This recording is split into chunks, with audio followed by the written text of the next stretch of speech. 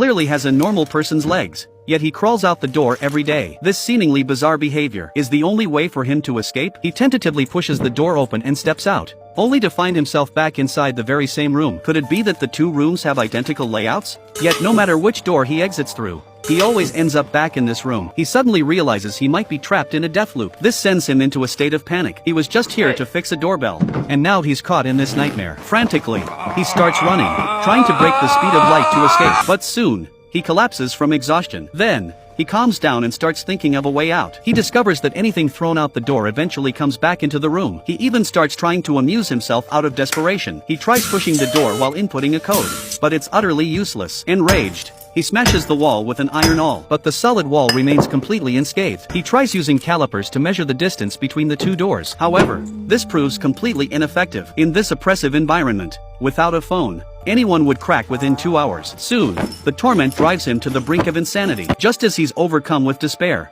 suddenly, the door opens. Several people in hazmat suits walk in. In his daze, he even forgets to call out for help. Just like that, he misses a chance to escape. He's trapped once again in the looping room. Furious, he screams curses at the room, but no one can hear him. Soon, exhausted, he passes out. In his dream, he shrinks dozens of times and slips out through a crack in the wall. Suddenly, he jolts awake. Only then does he realize it was all a dream. This realization pushes him further toward breaking point. He sits there, trying to collect himself. Then he gets up and starts fiddling with the door lock again, determined to get out today. But he must have crossed the wrong wires. The door suddenly swings open, a chilling gust of wind blowing in.